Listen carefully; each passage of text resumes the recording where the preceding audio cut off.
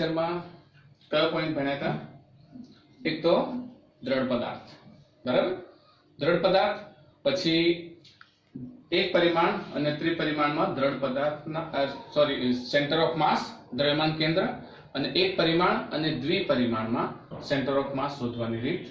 પછી બીજું કે જ્યારે આપણે સેન્ટર ઓફ માસ શોધતા હતા ત્યારે આપણે ઉગમ બિંદુ ક્યાં લેવું યાદ છે ને? એક વખત આપણે બે પદાર્થોથી દૂર લીધું હતું, પછી બીજી વખત બે પદાર્થોમાંથી કોઈ એક પદાર્થ ઉપર લીધું હતું, પછી ત્રીજી વખત બે પદાર્થોની વચ્ચે લીધું હતું. સમાન પદાર્થો પણ હતા, અસમાન દળના પદાર્થો હતા. દ્રવ્યમાન કેન્દ્ર ક્યાં હોઈ શકે એવો આપણે અંદાજો લગાવતા શીખી ગયા હતા કે એક ભારે પદાર્થ હોય અને હલકો પદાર્થ હોય તો દ્રવ્યમાન કેન્દ્ર કોની નજીક હશે? યસ, ભારે પદાર્થોની નજીક દ્રવ્યમાન કેન્દ્ર હશે. હલકા પદાર્થથી દૂર હશે અને ભારે પદાર્થની નજીક હશે. પછી એ સિવાય આપણે દ્રવ્યમાન કેન્દ્ર શોધવાની રીત જોઈ, અને બહુ મોસ્ટ ઇમ્પોર્ટન્ટ આપણે કન્ઝર્વેશન ઓફ લિનિયર મોમેન્ટમ મતલબ રેખીય વેગમાન સંરક્ષણનો નિયમ જોયો. તો આપણા લાસ્ટ લેક્ચરમાં આટલા સુધી આપણે જોયું હતું. આજે આપણે જોઈએ દ્રઢ પદાર્થનું દ્રવ્યમાન કેન્દ્ર મતલબ centre of mass of a rigid body. હવે આપણે પહેલા તો રિજિડ બોડી વિશે વાત કરીએ કે રિજિડ બોડી એટલે કે દ્રઢ પદાર્થ શું છે. રિજિડ બોડી વિશે વાત કરીએ. રિજિડ બોડી એટલે કે દ્રઢ પદાર્થ. દ્રઢ પદાર્થ એટલે આપણે જેમ આખા જ દ્રવ્યમાનનું એક સેન્ટર કોઈ એક કણને લેતા હતા જેને આપણે સેન્ટર ઓફ માસ કીધું. બસ આ વાતને આપણે રિજિડ બોડીના સંદર્ભમાં રિજિડ બોડીનો કોન્સેપ્ટ લઈશું તો આ વાતને આપણે સારી રીતે સમજી શકીશું. તો રિજિડ બોડીમાં એવું કહેવાય છે કે એવો પદાર્થ કે જેના મતલબ કણોનું તંત્ર વિચાર લઈએ કે કણોના જે તંત્રમાં કણો વચ્ચેના સાપેક્ષ સ્થાન અફર જળવાઈ રહે. અફર એટલે ફેરફાર થાય નહીં, બરાબર? જો કણોના સાપેક્ષ સ્થાન અફર જળવાઈ રહેતા હોય તો આવા પદાર્થને દ્રઢ પદાર્થ કહે છે. આપણે વ્યાખ્યા લખી દઈએ. તેની વ્યાખ્યા લખીએ. કણોના જે તંત્રમાં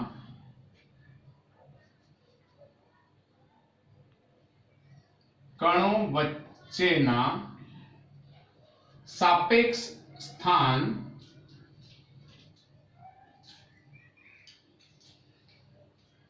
અફર જળવાઈ રહેતા હોય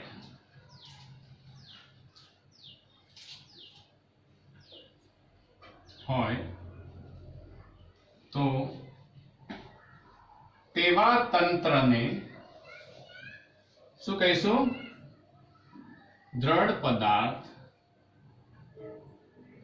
કહે છે. આ દ્રઢ પદાર્થની સામાન્ય વ્યાખ્યા જે આપણા પાઠ્યપુસ્તકમાં આપેલી છે.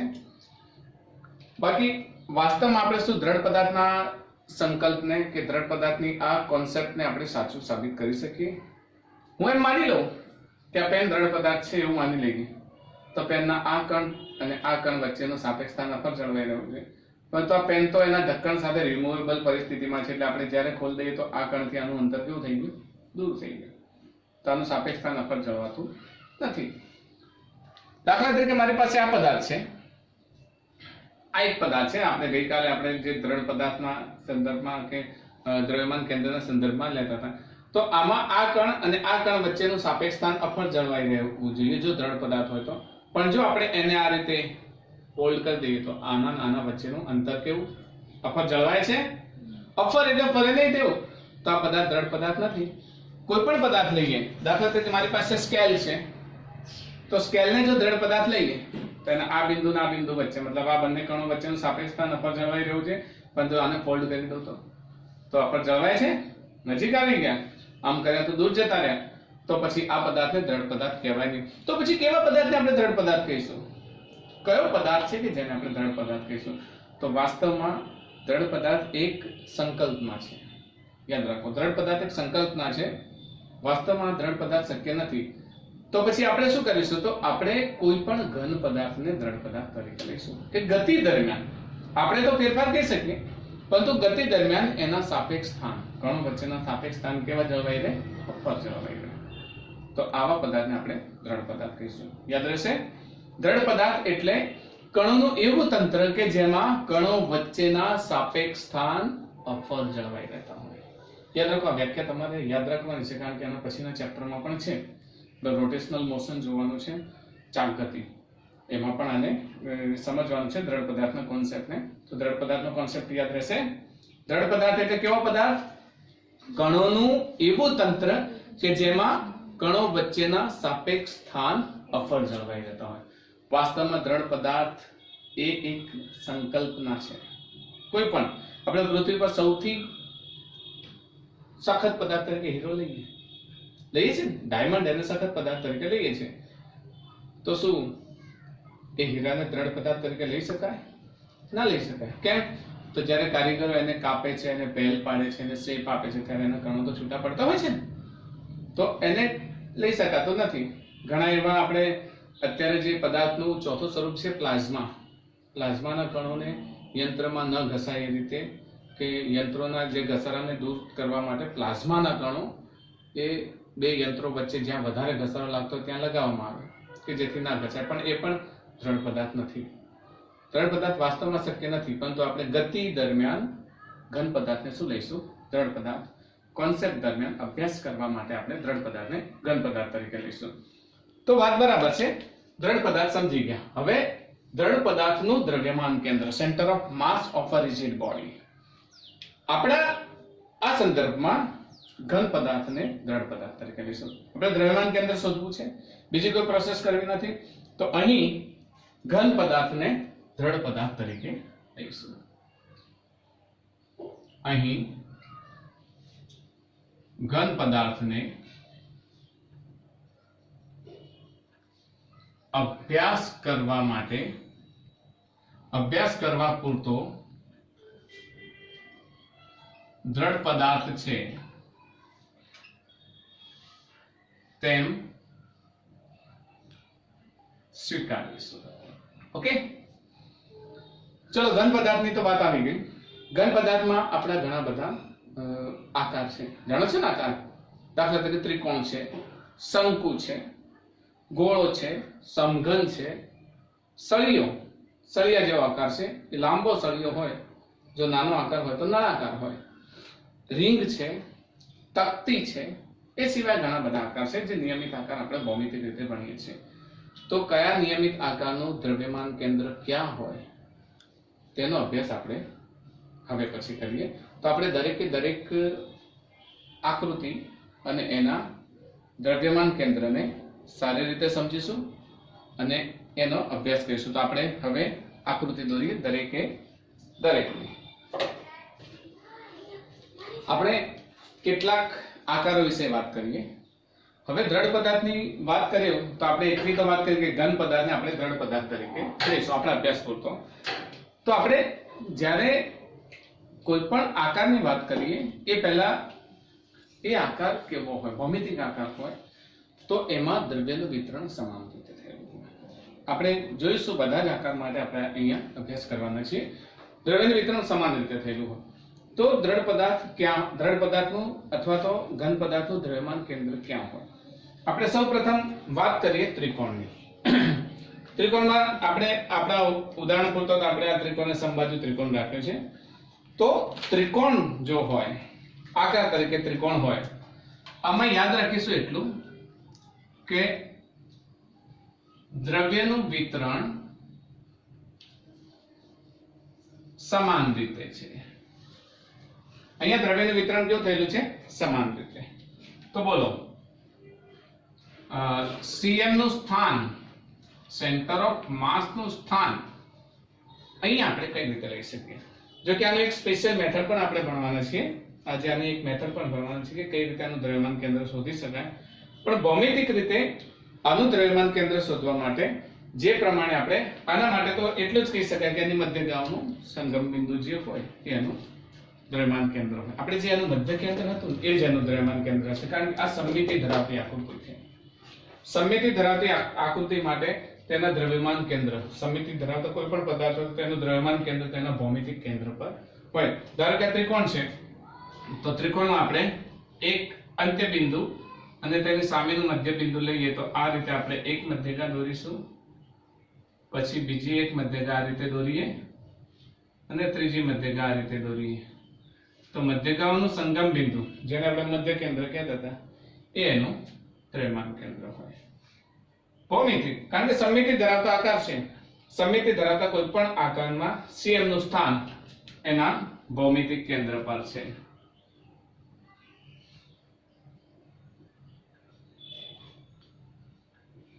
અહીંયા ભૌમિતિક કેન્દ્ર તરીકે શું હશે? મધ્ય કેન્દ્ર લઈશું. બરાબર, મધ્ય કેન્દ્ર એનું ભૌમિતિક કેન્દ્ર થશે. હવે વાત કરીએ શંકુની. શંકુમાં આપણે જોઈએ છે કે શંકુ આકાર તમે જોયો હશે, આઈસ્ક્રીમનો કોન છે કે જે પણ આકાર છે બધા શંકુ આકાર તમે જોયા હશે. શંકુ આકારમાં ઉપરથી ગોળાકાર ભાગ છે. શંકુ આકારની બે પ્રકારની ઊંચાઈ હોય, જે વચ્ચેની ઊંચાઈ છે લંબ ઊંચાઈ છે અને વક્ર ઊંચાઈ. તો એના પર પણ એનું જે ભૌમિતિક કેન્દ્ર શોધવામાં આવે, ગાણિતિક રીતે આપણે એનું જે ભૌમિતિક કેન્દ્ર લઈશું એ ભૌમિતિક કેન્દ્ર એ એનું દ્રવ્યમાન કેન્દ્ર હશે.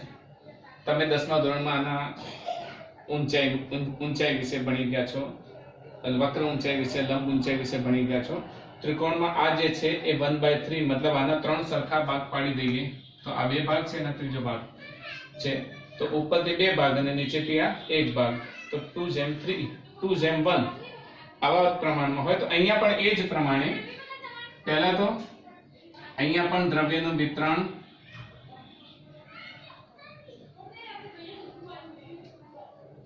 સમાન છે, બધામાં સમાન છે અને CM નું સ્થાન એ જ તેના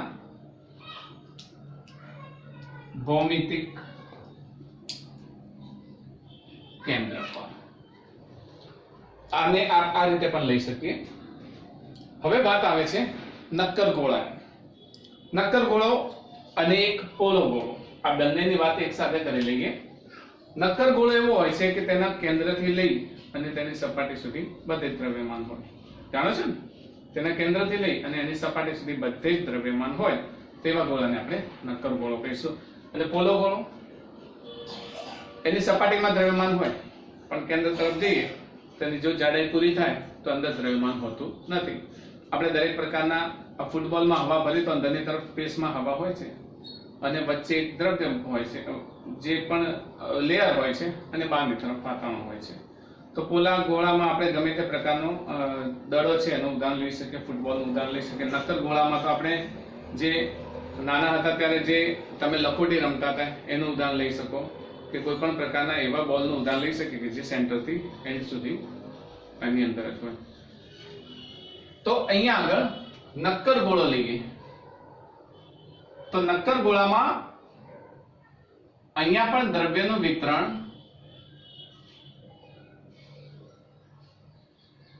કેન્દ્રથી સપાટી સુધી સમાન રીતે થયેલું છે.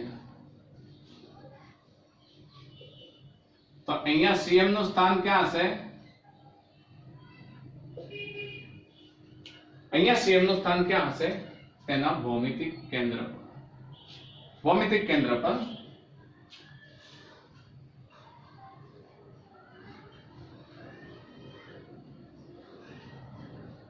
હવે આ બે બાજુ આ બે પદાર્થ માટે આપણે એક બાબત લખવાનું રહી ગયું જેને આપણે નોંધી દઈએ. અહીંયા લખીશું દ્રવ્યની અંદર. CM નું સ્થાન ભૌમિતિક કેન્દ્ર પર અને દ્રવ્યની અંદર. અહીંયા પણ દ્રવ્યની અંદર. જો આ કોન માટે આપણે એવું વિચારીએ કે જો આ કોન પોલો નળાકાર હોત, પોલો શંકુ હોત તો શું થાય? તો CM દ્રવ્યની અંદર હોત કે દ્રવ્યની બહાર હોત? દ્રવ્યની બહાર હોત, એની સપાટીની અંદર, પરંતુ દ્રવ્યની બહાર હોત. પણ અહીંયા તો કોન છે એને આપણે કમ્પ્લીટ ભરેલો છે, ફિલઅપ કરેલો છે, એટલે એને આપણે દ્રવ્યની અંદર નોંધીશું. અહીંયા ભૌમિતિક કેન્દ્ર પર અને પોલો. આમાં CM નું સ્થાન ક્યાં હશે? દ્રવ્યની અંદર. બરાબર. સેન્ટર ઓફ માસ ભૌમિતિક કેન્દ્ર પર તો છે પણ દ્રવ્યની અંદર, કારણ કે આ ગોળો કેવો છે? સોલિડ. નક્કર ગોળો છે. નક્કર ગોળામાં દ્રવ્યનું વિતરણ તેના સેન્ટરથી લઈ અને તેની સપાટી સુધી બધી જગ્યાએ સમાન રીતે થયેલું છે. હવે જો આપણે પોલા ગોળાની વાત કરીએ તો પોલા ગોળાની અંદર દ્રવ્યનું વિતરણ કેન્દ્રથી લઈ અને સપાટી સુધી છે નથી. કેમ? કારણ કે એની એક સપાટી જ છે. એ સપાટી પર સપાટી પર દરેક જગ્યાએ દ્રવ્યનું વિતરણ સમાન છે, પરંતુ સપાટીથી કેન્દ્ર સુધી સતત દ્રવ્યનું વિતરણ નથી. બરાબર? તો અહીંયા આપણે આગળ લખી શકીએ કે સપાટી પર દરેક જગ્યાએ દ્રવ્યનું વિતરણ સમાન છે, પરંતુ સપાટીની અંદર દ્રવ્ય નથી. હવે અહીંયા આ પોલા ગોળા માટે આપણે શું વિચારી શકીએ? તો CM નું સ્થાન ક્યાં મળશે આપણને?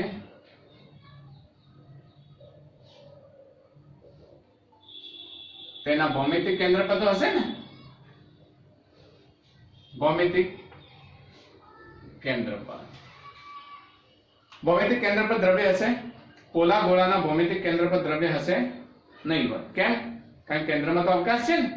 પોલો ગોળો એટલે આપણે દાખલા તરીકે ફૂટબોલ જોઈએ તો ફૂટબોલમાં હવા ભરીએ છીએ તો અંદર એનું જે ભૌમિતિક કેન્દ્ર છે એમાં કોઈ પણ દ્રવ્ય હશે નહીં. તો પછી CM ક્યાં હશે? દ્રવ્યની બહાર. ક્યાં હશે? દ્રવ્યની બહાર. આ સમઘન માટે પણ આપણે એવું વિચારી શકીએ. આપણે સમઘનને સોલિડ છે એવું જ માનીએ. તો સમઘન સોલિડ છે એવું માનીએ તો હવે સમઘનનું સેન્ટર કઈ રીતે મેળવી શકાય? આપણે સમઘનનું સેન્ટર કઈ રીતે મેળવી શકાય? દાખલા તરીકે આપણો આ ચોરસ રૂમ હોય તો ત્યાં ઉપરનો જે અંત્યબિંદુ છે ને ત્યાંથી લઈ અને આ અંત્યબિંદુ સુધી વિકર્ણ, પછી આ અંત્યબિંદુથી ત્યાંના અંત્યબિંદુ સુધી બીજો વિકર્ણ, અને આ અંત્યબિંદુથી ત્યાંના અંત્યબિંદુ સુધી પેલો, અને 4 વિકર્ણ મળે. આ ચારે 4 વિકર્ણો જે જગ્યાએ છે એ જગ્યાને આપણે ભૌમિતિક કેન્દ્ર કહીશું. તો અહીંયા આગળ બોલો કઈ રીતે વિકર્ણ લઈશું? તો અહીંયાથી જે લઈશું એ આ રીતે આ તરફ.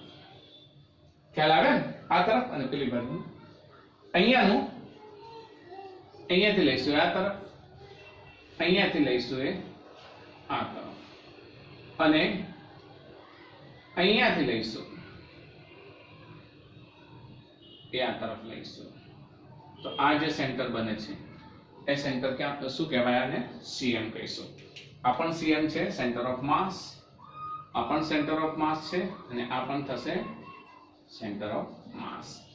બસ અહીંયા દ્રવ્યનું વિતરણ કેવું હશે? સમાન. દ્રવ્યનું વિતરણ સમાન રીતે. દ્રવ્યનું વિતરણ સમાન રીતે. બીજું, CM નું સ્થાન તેના વિકર્ણોના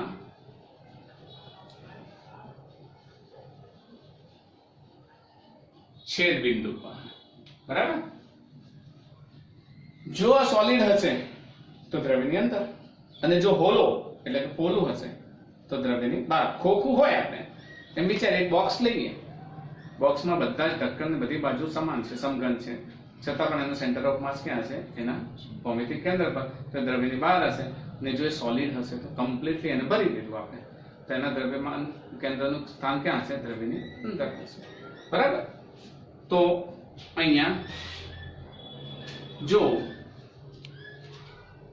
સોલિડ તો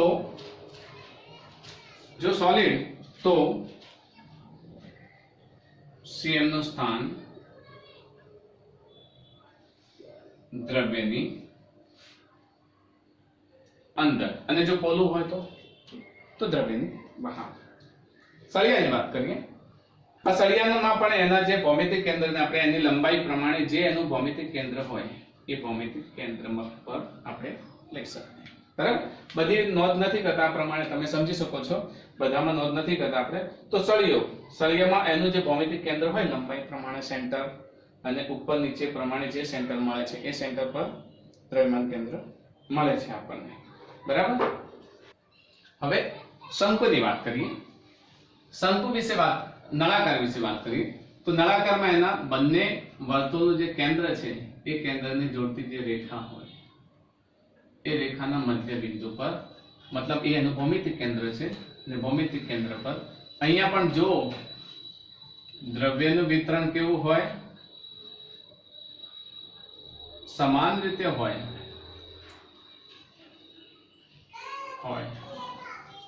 તો CM નું સ્થાન બંને કેન્દ્રોને જોડતી રેખાના મધ્ય બિંદુ પર. આના કિસ્સામાં પણ આપણે એવું લઈ શકીએ કે જો કમ્પ્લીટ સોલિડ હોય તો દ્રવ્યની અંદર, અને ખાલી ડબ્બો હોય તો દ્રવ્યની બહાર. બરાબર છે, આ રીતે લઈ શકીએ. હવે આપણે એક તક્તીની વાત કરીએ તો તક્તીમાં બે ઓપ્શન છે. એક તો તક્તી એવી કે જે કમ્પ્લીટલી દ્રવ્યની ભરેલી છે સેન્ટર થી એન્ડ સુધીની, અને એક એવી છે ફક્ત રિંગ છે, વર્તુળાકાર રિંગ. તો વર્તુળાકાર તક્તી છે ને એમાં દ્રવ્યનું વિતરણ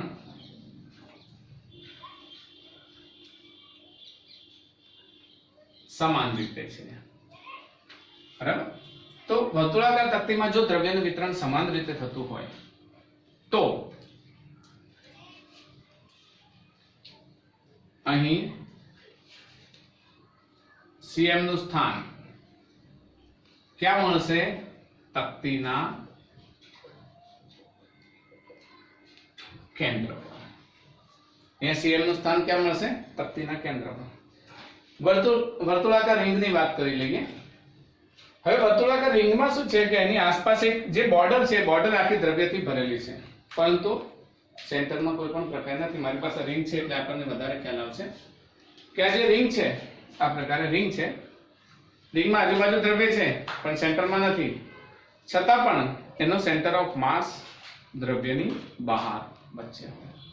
આપણે તમને ખ્યાલ હશે કે રિંગને કોઈ પણ પ્રકારે તમે બાંધીને પકડવા પ્રયત્ન કરો, તમે બધી બાજુથી દોરા બાંધી લીધા, અહીંયા 1 2 3 4 5 આમ કઈ તમે ધારો કે 100 દોરા બાંધી લીધા, 100 દોરાને અલગ અલગ લંબાઈ અહીંયાથી પકડશો તો આમ ઝૂકી જશે રિંગ, અલગ અલગ લંબાઈ ભેગા અહીંયા પકડશો આમ ઝૂકી જશે, અહીંયા પકડશો તો આમ ઝૂકી જશે. પણ એક્ઝેક્ટ સેન્ટરમાં જો તમે રિંગના દોરાઓ પકડ્યા અને પછી તમે છોડશો તો રિંગ આ રીતે સમાન રહેશે. મતલબ એ સેન્ટર છે ને, એ સેન્ટર એનું સેન્ટર ઓફ માસ. આ બધા જ દ્રવ્યમાન ધરાવતા કણો ભલે દ્રવ્યની અંદર રહ્યા, પરંતુ એ લોકોનું જે સેન્ટર ઓફ માસ છે ને દ્રવ્યની બહાર હોય છે. બરાબર.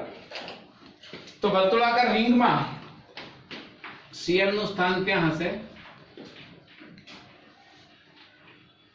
દ્રવ્યની બહાર. તો મિત્રો બધા આકાર પરથી આપણને એટલી તો ખબર પડી ગઈ કે દ્રવ્યમાન કેન્દ્ર એ દ્રવ્યનો ભાગ હોઈ શકે કે ના હોઈ શકે? ઘણી વખત ન પણ હોય. બરાબર ને? દ્રવ્યમાન કેન્દ્ર દ્રવ્યનો ભાગ ન પણ હોય, કારણ કે જો દ્રવ્યમાન કેન્દ્ર દ્રવ્યની બહાર હોય કે જ્યાં એમ્પ્ટી સ્પેસ છે, જ્યાં કોઈ જગ્યા જ નથી, કોઈ પણ પ્રકારનો કણ નથી, છતાં પણ ત્યાં દ્રવ્યમાન કેન્દ્ર છે. મતલબ દ્રવ્યમાન કેન્દ્ર એ કોઈ પણ આકારના દ્રવ્યની અંદર પણ હોઈ શકે, અને એનો જો એક વિશિષ્ટ પ્રકારનો આકાર હોય તો દ્રવ્યની બહાર પણ હોઈ શકે. આપણા જેટલા આકાર છે, આ આકારમાં જો એક સોલિડ હશે તો દ્રવ્યમાન કેન્દ્ર અંદર હશે, અને જો એ આ દાખલા તરીકે હોલો સ્ફિયર લીધો આપણે, કે અહીંયા વર્તુળાકાર રિંગ લીધી, આ સમઘન છે, સમઘન પણ જો પોલું આ પ્રકારે એક બોક્સ હોય તો બોક્સમાં પણ દ્રવ્યમાન કેન્દ્ર દ્રવ્યની બહાર હોય.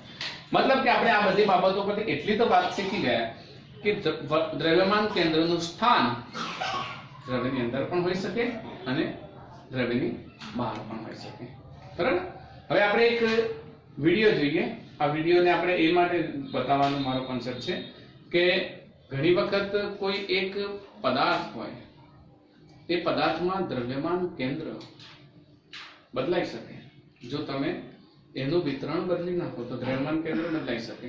ને એક બીજો કોન્સેપ્ટ છે કે ઇમ્પેક્ટ લાઇન એની કહેવાય છે, કે મતલબ કે એનું જે દ્રવ્યનું વિતરણ છે, દ્રવ્યના વિતરણની એક લાઇન હોય છે, એ લાઇનની બહાર જતું રહે છે ને દ્રવ્યમાન કેન્દ્ર વેરિએશન વાળું છે. આપણું દ્રવ્યમાન કેન્દ્ર આપણે અહીંયા ઊભા છીએ, દ્રવ્યમાન કેન્દ્ર વચ્ચે છે.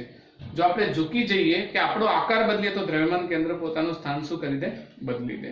દ્રવ્યનું વિતરણ બદલાય તો બદલી જાય. આપણે ઊભા છીએ તો આપણું દ્રવ્યમાન અહીંયા છે.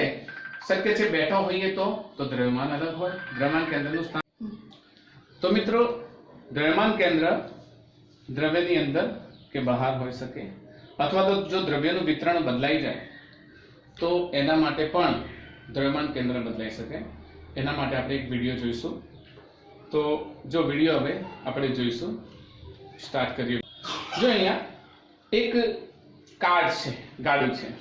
ગાડાની અંદર જે સામાન ભરેલો છે ઈંટો છે. જો ગાડું જાય છે તો ઉલટ સુલટ રસ્તા પર જાય છે, છતાં પણ એનું એક ટાયર ઊંચું થયું અને હવે જો એના પર એટલો બધો સામાન ભરી દીધો કે જેની હાઈટ ઊંચી થઈ ગઈ, તો એ વખતે જો ગાડું જેવું એક તરફથી ઊંચું થઈ અને જો મોટા ઉલટ સુલટ રસ્તા પરથી જવા લાગે તો જો ગાડું ઢળી પડે ને. હવે આને સાયન્ટિફિક રીતે સમજીએ કેમ આવું થયું. તો આને વૈજ્ઞાનિક કારણ પ્રમાણે સમજીએ. જો આપણા એની અંદર જો બંને તરફ દેખાય છે કે જ્યારે સમાન વિતરણ વાળો પદાર્થ ભર્યો હતો ત્યારે એનું દ્રવ્યમાન કેન્દ્ર જો દેખાય છે, સેન્ટર ઓફ માસ એ ઈંટો ભરેલી હતી સમાન વિતરણ વાળો. આ બાજુ જે ઘાસ કે બહુ ઊંચાઈમાં પદાર્થ ભર્યો છે ત્યારે દ્રવ્યમાન કેન્દ્ર કેટલું ઊંચું છે. હવે દ્રવ્યમાન કેન્દ્રને જ્યારે સમાન જે જમીન સાથે સીધા શિરોલંબ દિશામાં લેવામાં આવે, આપણે આ વિડીયોમાં જોઈશું. તો જુઓ, એ શિરોલંબ દિશામાં એનું આર્ય સ્થાન કેવું થઈ જાય છે, એની ઇમ્પેક્ટ લાઇનથી બહાર થઈ જાય છે. એટલે આપણને આ પદાર્થ ઢળી પડે એવું લાગે છે. તો જુદા જુદા પદાર્થ એવો થયો કે જો આપણે પદાર્થનું વિતરણ બદલીએ ને તો દ્રવ્યમાન કેન્દ્રનું સ્થાન બદલી જાય. મેં હમણાં જ વાત કરી કે આપણે આપણી પોઝિશનમાં પણ દ્રવ્યમાન કેન્દ્ર આપણી બોડીનું જે વિતરણ છે એ પ્રમાણે આપણે અલગ અલગ પોઝિશનમાં હોઈએ તો દ્રવ્યમાન કેન્દ્ર બદલાઈ જાય. સીધા ઉભા રહીએ તો દ્રવ્યમાન કેન્દ્ર આપણા ભૌમિતિક કેન્દ્ર પર છે. આપણે એક્સરસાઇઝ કરતા હોઈએ, એક્સરસાઇઝ કરતી વખતે ઘણા લોકો પડી જતા હોય છે, કારણ કે એમની જે લાઇન ઓફ કંટ્રોલ છે એની બહાર જતું રહે દ્રવ્યમાન કેન્દ્ર, એના દ્રવ્યમાન વિતરણની બહાર જતું રહે. આપણે દાખલા તરીકે આપણી બોડીમાં મેક્સિમમ કેટલા ઝૂકી શકીએ કે જેટલા આપણે આ બંને હાથને આમ કરીને એનું જે વર્તુળાકાર છે ને ત્યાં સુધી ઝૂકી શકીએ. એનાથી વધારે દ્રવ્યમાન કેન્દ્રની જે શિરોલંબ દિશાની લાઈન જતી રહેશે તો આપણે શું થશે? પડી જઈશું. તો આ થઈ ગયા દ્રવ્યમાન કેન્દ્રના વિતરણની વાત થઈ ગઈ. હવે આપણે જુદા જુદા પદાર્થો માટે દ્રવ્યમાન કેન્દ્ર શોધવાની આપણે રીત જોઈશું. આપણે ઘન પદાર્થનું દ્રવ્યમાન કેન્દ્ર નક્કી કરવાની સૈદ્ધાંતિક રીત જોઈએ. વાસ્તવમાં થિયોરિટિકલ મેથડ છે આ theoretical method for estimation of the centre of mass of the solid body. આપણે દરેક રિજિડ બોડીને આપણે ઘન પદાર્થ તરીકે જ લીધું હતું, એટલે હવે આપણે એની થિયોરિટિકલ મેથડ લઈએ. જો સમમિતિ ધરાવતા આકારો હશે ને એના માટે તો આપણે શોધી શકીએ કે ભૌમિતિક રીતે એનું સેન્ટર શોધી શકીએ. પરંતુ ઘણા એવા અનિયમિત આકાર હોય કે જે ભૌમિતિક રીતે વ્યાખ્યાયિત નથી કર્યા. દાખલા તરીકે કોઈ પથ્થર છે, આપણે કોઈ મોટો સ્ટોન લઈ લીધો, કોઈ અનિયમિત આકાર હોય તો આવા અનિયમિત આકાર, અહીંયા ઘન પદાર્થ છે પણ ઘન પદાર્થ માટે આપણે એવું વિચારી લઈએ કે અનિયમિત દ્રવ્ય વિતરણ ધરાવતો પદાર્થ, દ્રવ્ય વિતરણ વાળો પદાર્થ, આવું વિચાર લઈએ. બરાબર? અનિયમિત દ્રવ્ય વિતરણ વાળો પદાર્થ. તો એના માટે દ્રવ્યમાન કેન્દ્ર શોધવાની થિયોરિટિકલ મેથડ કઈ છે એ મેથડને આપણે આકૃતિ દ્વારા સમજીએ. તો આપણે પહેલા આકૃતિ દોરીશું. એક ઘન પદાર્થ છે. આ ઘન પદાર્થ જેને આપણે ત્રિપરિમાણીય ડાયમેન્શનમાં, ત્રિપરિમાણીય ડાયમેન્શન છે x, y અને z, એમાં આપણે ઘન પદાર્થને મૂકી દઈશું. બરાબર? ઘન પદાર્થને મૂકી અને દોરીએ. તો મિત્રો, અહીંયા આપણે જોઈએ x, y, z યામ પદ્ધતિમાં એક અનિયમિત દ્રવ્ય વિતરણ વાળો પદાર્થ છે. મેં તમને કહ્યું તો અનિયમિત આકારનો પદાર્થ. હવે માની લઈએ કે ધારો કે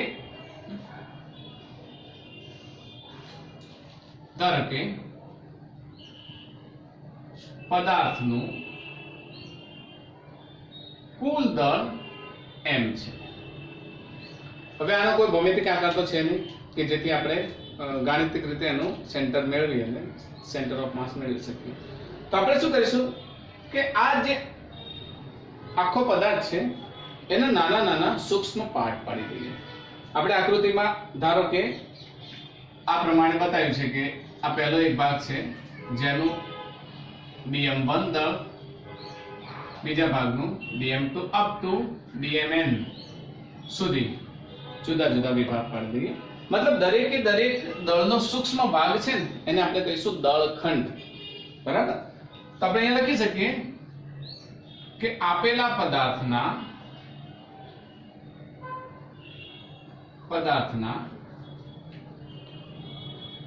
dm1 dm2 up to dmn જેવા સૂક્ષ્મ દળખંડોમાં વિભાજિત ગણીને તેમના સ્થાન સદિશ અનુક્રમે r1 r2 up to rn લઈશું. બરાબર?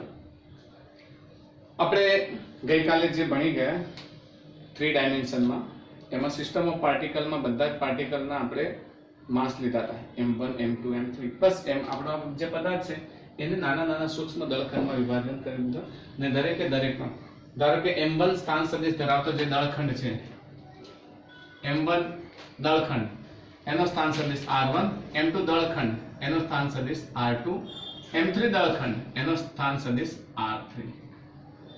હવે આપણે એક એવું વિચારી લઈએ કે આપણો જે આ પદાર્થ છે પદાર્થનું જે દ્રવ્યમાન કેન્દ્ર છે એ દ્રવ્યમાન કેન્દ્રના યામ માની લઈએ. આપણે વિચારી લઈએ કે એનું દ્રવ્યમાન કેન્દ્ર અહીંયા છે. આ સેન્ટર ઓફ માસ લઈ લઈએ તો એનો સ્થાન સદિશ આપણે શું લઈ લઈએ rcm. બરાબર? ધારો કે આપેલા પદાર્થનું દ્રવ્યમાન કેન્દ્ર ધારો કે આપેલા પદાર્થનું દ્રવ્યમાન કેન્દ્ર જેને આપણે આકૃતિમાં શું દર્શાવ્યું છે cm લઈએ તો તેનો સ્થાન સદિશ કેટલો લઈશું rcm સદિશ લઈશું. ધારો કે rcm બરાબર xcm કેરેટ. આપણે rcm માટે શું લખીશું xcm I caret plus ycm j caret plus zcm k caret. Okay? આપણે આ પ્રમાણે એનું દ્રવ્યમાન કેન્દ્ર ધારી લીધું અને આ દ્રવ્યમાન કેન્દ્રના આપણે યામ છે એ રીતે ધારી લીધું. હવે આપણે કોઈ પણ r માટે લઈએ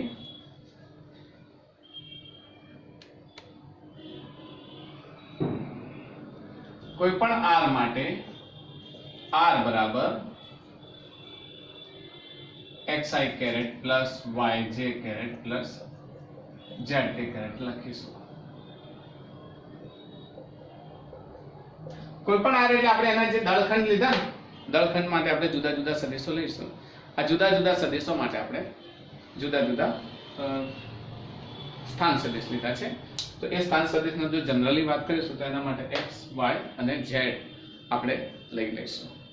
ચલો તો rcm શોધવાનું સૂત્ર આપણે ગઈકાલે યાદ છે ને r શોધવાનું સૂત્ર અથવા તો x શોધવાનું સૂત્ર આપણે મેળવ્યું હતું કે એનો સ્થાન સદિશ x હોય તો ત્યાં સ્થાન સદિશ r લીધો હતો. તો અહીંયા rcm શોધવાનું સૂત્ર દ્રવ્યમાન કેન્દ્રના સૂત્ર મુજબ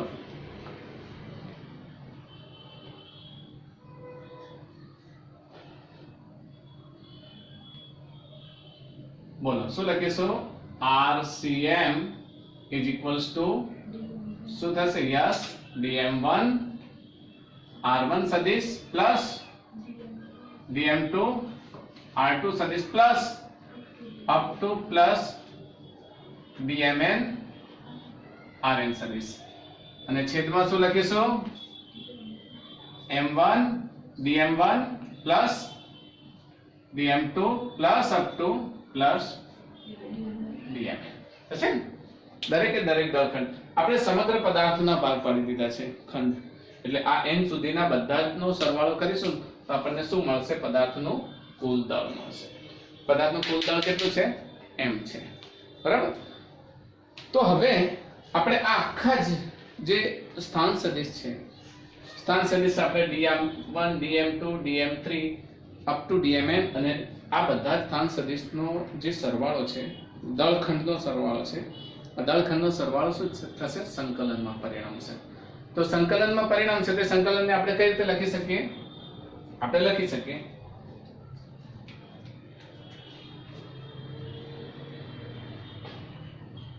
સમગ્ર પદાર્થ માટે આ સરવાળો શું બનશે? સંકલનમાં પરિણમશે.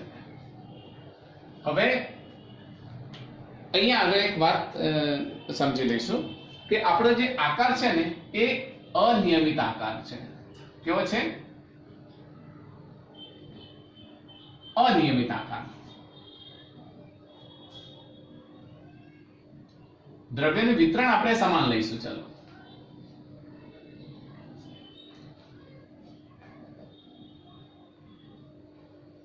સમાન છે, કારણ કે કોઈ એક જ પદાર્થનો છે ને દ્રવ્યનું વિતરણ અસમાન નથી. દ્રવ્યનું વિતરણ સમાન છે, એના જે ડેન્સિટીની અંદર દ્રવ્યનું વિતરણ છે ને સમાન છે. શક્ય છે કે એની લંબાઈમાં રોક લઈએ આપણે, પથ્થર તો આમ પાતળો હોય પછી આમ મોટો ઊંચો હોય એ રીતે લઈ શકાય, પણ એના દ્રવ્યની અંદર એનું વિતરણ કેવું છે? સમાન છે. એનો આકાર કેવો છે? અનિયમિત છે, પણ દ્રવ્યનું વિતરણ કેવું હશે? સમાન હશે. તો સમાન દ્રવ્યના વિતરણ માટે આ સરવાળો શામાં પરિણમશે? સંકલનમાં પરિણમશે, કારણ કે દ્રવ્યનું વિતરણ કેવું છે? સતત દ્રવ્યના વિતરણ માટે. ઓકે, સતત દ્રવ્યના વિતરણ માટે જો આપણે સંકલન લખીએ તો સંકલન શું બનશે? RCM is equals to integration of dm into r divided by integration of dm. Okay, આખું શું થઈ જશે? dm into r. આપણે એને સદિશ લખી દઈએ તો dm into r upon dm. આપણે જાણીએ છીએ અહીં dm બરાબર m. પદાર્થનું શું થશે? આ જે બધા જ દળખંડનો સરવાળો છે જેનું ઇન્ટિગ્રેશન કર્યું એ બરાબર શું થશે? પદાર્થનું કુલ દળ લઈ શકાય. પદાર્થનું કુલ દળ. તો શું લખીશું? RCM is equals to 1 upon m into r dm. Okay, અને આપણે કઈ રીતે લખીશું? 1 upon m into r dm. આપણે જાણીએ છીએ r આપણી પાસે શું છે? કોઈ પણ r માટે xi yj z કે લઈ શકાય, અને એક આપણી પાસે RCM છે. એ RCM આપણે અહીંયા લખ્યો છે. ક્યાં છે? rm. RCM લખે છે ને? RCM rm, અને r આપણે કોઈ પણ r માટે લખી શકીએ. તો જો આ બંને મૂલ્ય આપણે અહીંયા મૂકીશું તો આપણે અહીંયા શું લખી શકીએ? xcm into i caret plus ycm into j caret plus zcm into k caret is equals to 1 upon m integration of xi caret plus yj caret plus zk caret into dm લખી શકીએ. તો આ પરથી આપણે generally સૂત્ર શું મૂકી શકીએ? x y અને z શોધવા માટે જનરલી સૂત્રને આ રીતે લખી શકીએ આ પરથી x બરાબર 1 xcm yes centre of mass નો x અક્ષ xcm બરાબર 1/m ઇન્ટુ x dm બરાબર x dm આ xcm શું છે સેન્ટર ઓફ માસ નો x અક્ષ ને આ શું છે જે તે બિંદુનો x અક્ષ તમે જે પોઈન્ટ લીધો છે જે દળખંડ લીધો છે એ દળખંડનો x અક્ષ okay similarly ycm is equals to 1/m into y dm and zcm is equals to 1/m into z dm मतलब આપણો જે અનિયમિત આકારના કોઈપણ પદાર્થ હોય તો અનિયમિત આકારના કોઈપણ પદાર્થનું જો દ્રવ્યમાન કેન્દ્ર શોધવું હોય તમારે એક ઇન્ડિવિડ્યુઅલ પ્રશ્ન તરીકે પણ પૂછાય છે મારે કે અનિયમિત આકારના ઘન પદાર્થનું દ્રવ્યમાન કેન્દ્ર નક્કી કરવાની રીત વર્ણવો તો સિમ્પલ રીત છે આકૃતિ દોરી અને તેના દરેકે દરેક દળખંડ મેળવી લો દળખંડ મેળવ્યા પછી દરેકના સદિશ લો સામાન્ય સૂત્ર લખો સંકલન શોધ કારણ કે આ લખવું જરૂરી છે સતત દ્રવ્યના વિતરણ માટે સતત દ્રવ્યના વિતરણ માટે આ સમગ્ર પરિણામ શામાં પરિણામ છે સંકલનમાં બે ઉલ્લેખ ખાસ કરજો xcm વાળો લખશો અને બીજો કયો લખશો એક r કોઈ પણ xr માટે અને અહીંયા માત્ર દ્રવ્યમાન કેન્દ્ર માટે બંનેની વેલ્યુ જ્યારે તમે આની અંદર મૂકશો અને એક સિગ્મા ઇન્ટિગ્રેશન ઓફ dm બરાબર કેપિટલ M કુલ પદાર્થનું દળ હવે આ બંને કિંમત મૂકશો એટલે આપણને સામાન્ય સૂત્ર મળી જશે તો આથી આપણે ઘન પદાર્થના વિતરણ માટે દ્રવ્યમાન કેન્દ્ર નક્કી કરવાની રીત ઓકે અહીંયા આપણે જોયું ઘન પદાર્થનું દ્રવ્યમાન કેન્દ્ર નક્કી આ જે આકાર હતો એ અનિયમિત આકાર હતો હવે આપણે જોઈએ કે નિયમિત આકારના અને નિયમિત ઘનતા ધરાવતા ચોક્કસ ભૌમિતિક પદાર્થના દ્રવ્યમાન કેન્દ્રનું હવે કોઈ ચોક્કસ ભૌમિતિક આકાર હોય એનું દ્રવ્યમાન કેન્દ્ર નક્કી કરવું છે તેમાં સમમિતિનો ઉપયોગ કરવામાં આવે સમમિતિ તમે સમજી શકો છો આપણે કોઈ પણ આકારને જોઈએ ને ઇવન આપણે એક ઉદાહરણ તરીકે આપણી બોડીને લઈએ તો આપણી બોડી દ્વિપાર્શ્વીય સંરચના ધરાવે છે મતલબ બિલકુલ વચ્ચે એક લાઈન હોય તો આ તરફ પણ સમાન હાથ પગ કાન નાક આ તરફ પણ સમાન એ રીતે કોઈ પણ ભૌમિતિક આકાર હોય તો એ સમમિતિ ધરાવતો આકાર હોય તેની સમમિતિ પરથી શોધવામાં આવે છે ઘણી વખત એવું હોય છે કે તેની બાજુઓના તફાવતના કારણે સમમિતિ ધરાવતો ન પણ હોય પણ જ્યારે એનું ભૌમિતિક રચના કરવામાં આવે તો સમમિતિ ધરાવતો પદાર્થ આપણને કોઈ પણ આકાર મળી શકે છે કોઈ પણ ભૌમિતિક આકારની સમમિતિ કઈ રીતે ધરાવે છે એના આધારે આપણે દ્રવ્યમાન કેન્દ્ર નક્કી કરી શકીએ છીએ તો આપણે એક ઉદાહરણ લઈશું પહેલા તો એક પોઈન્ટ્સ લખી લઈએ કારણ કે એ પોઈન્ટ્સને યાદ રાખીશું આપણે કે નિયમિત આકારના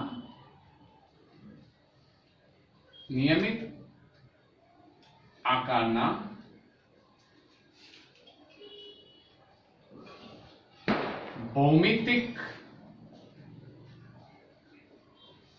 પદાર્થનું દ્રવ્યમાન કેન્દ્ર શોધવા માટે આકારની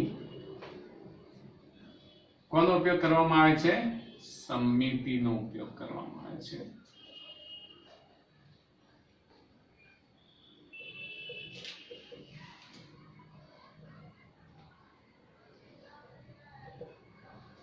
હવે આપણે ઉદાહરણ લઈએ એક ત્રિકોણનું ઉદાહરણ લઈએ બરાબર તો આપણે અહીંયા એક ઉદાહરણ લઈશું ઉદાહરણ તરીકે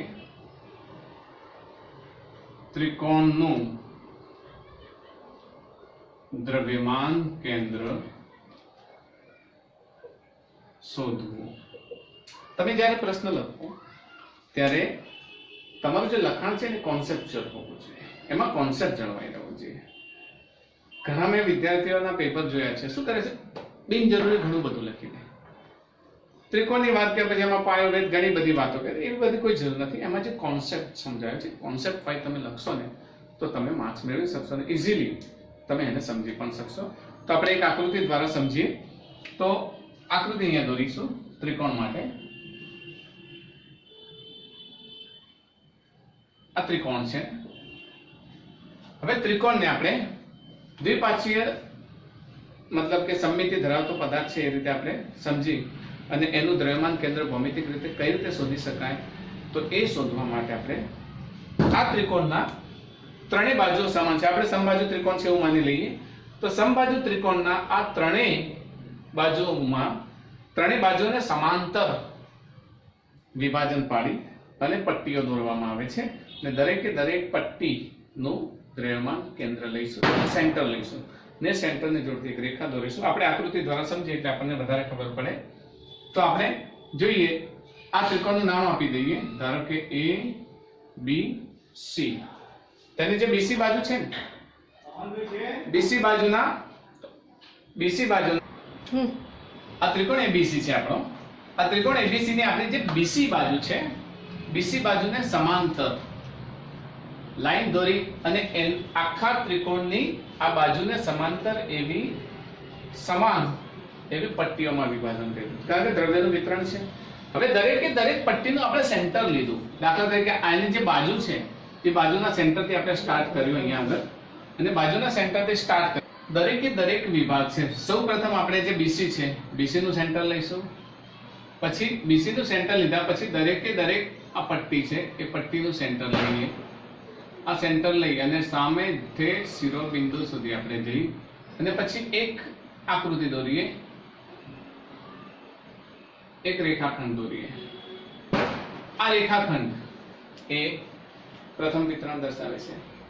હવે આપણે શું કરીશું, એની જે બીજી બાજુ છે, બીજી બાજુને આપણે એ જ પ્રમાણે વિતરણ કરીએ. તેની બીજી બાજુને આ રીતે દોરીએ આપણે.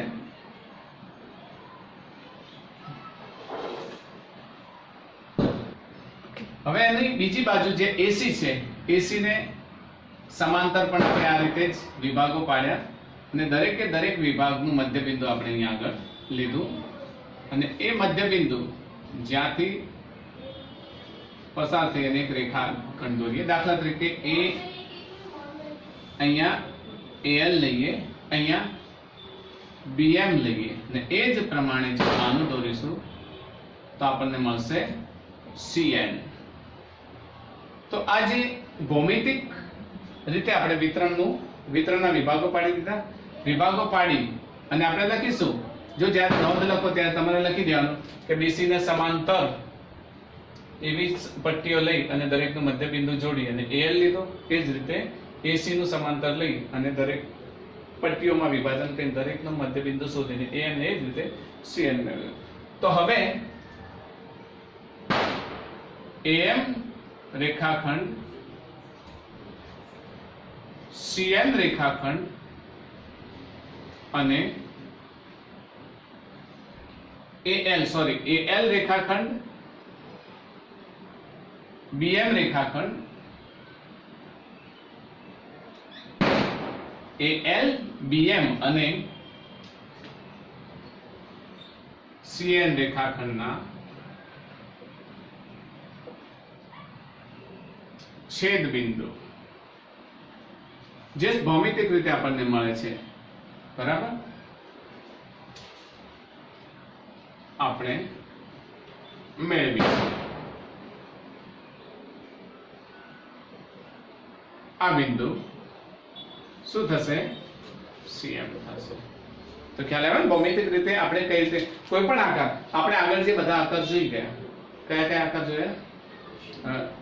શંકુ છે, વર્તુળ છે, બધા આકાર, એ બધામાં પણ આપણે એનું ભૌમિતિક કેન્દ્ર શોધીશું તો આપણે મેળવી શકીશું. બરાબર. આજના લેક્ચરને અહીંયા વિરામ આપીએ. હવે આપણે દાખલા તરફ જઈશું અને સળિયા માટેનો એક પ્રશ્ન છે એને પણ નેક્સ્ટ લેક્ચરમાં જોઈ લઈશું.